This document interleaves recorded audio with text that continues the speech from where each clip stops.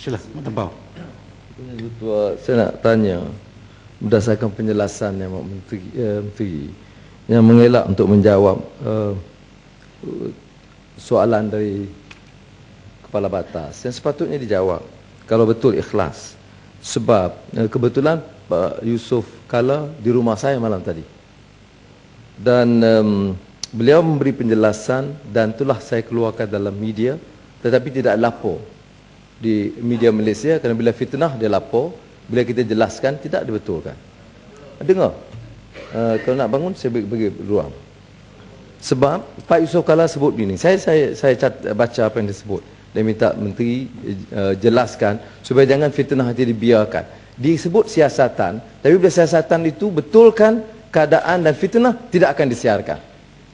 Ini saya harap sahabat saya menteri dapat lebih ikhlas dalam hal ini. Pertama, kata Pak Yusof Kala, tulisan di berita harian itu tidak benar, tidak datang dari saya, tetapi saya tolak, saya akan bantah. Baik. Kemudian lepas itu dia minta saya keluarkan kenyataan ini yang saya dah keluarkan. Saya sudah hantar 4 surat bantahan kepada CEO berita harian, Ketua Pengarang Berita Harian, Eksekutif Berita Harian dan Ketua Pengarang Kumpulan. InsyaAllah saya serahkan kepada Pak Anwar untuk ambil tindakan susulan yang wajar. Maka saya telah putuskan untuk saman berita harian kerana fitnah jahat ini.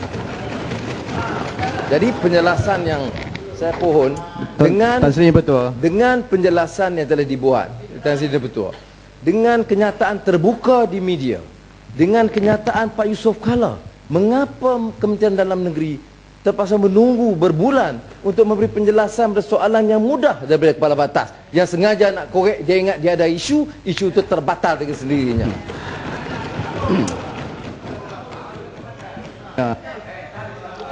Yang berhormat. Dulu. Ahli yang berhormat.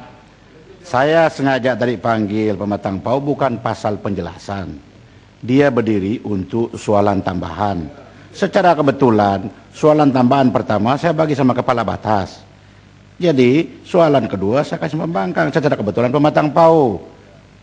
Sebenarnya pada mulanya saya mau kasih sama Padang Serai. Tetapi apabila kita mau berdiri, saya sepakat kasih sama Pematang Pau karena konvensinya dia harus didahulukan.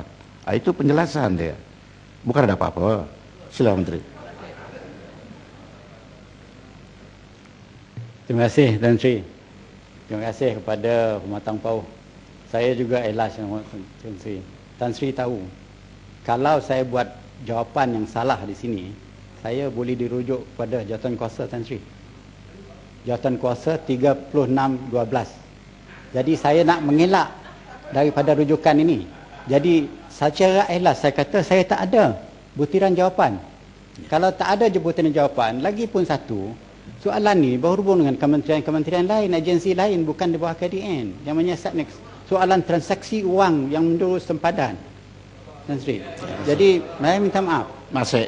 Sebab saya tak boleh menjawab apa yang saya tidak ada. Jadi biarlah saya sebut siasatan kerajaan tu makan masa Tan Sri. Jadi yang berhormat Pematang Pau, kalau nak saman tu cerita lain lah tu. Pasal jawapan daripada saya, apa yang saya tidak ada saya tak nak bagi. What I don't have I can't give you. Very sorry. Terima kasih.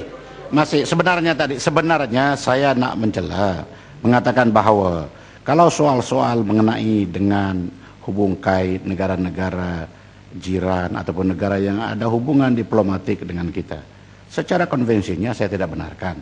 Tetapi saya cuma tidak nak ganggu Kepala Batas, sebab yang menjawab ini adalah mantan timbalan speaker. Sama ada dia menjawab atau tidak, terpulang kepada beliau. Jadi saya ingatkan kembali, kalau persoalan-persoalan itu macam mana difikirkan perlu pun, kalau ada hubung kait dengan negara-negara yang kita ada hubungan diplomatik, tolong kemukakan soalan secara berhema, jangan secara eksplisit. Masih.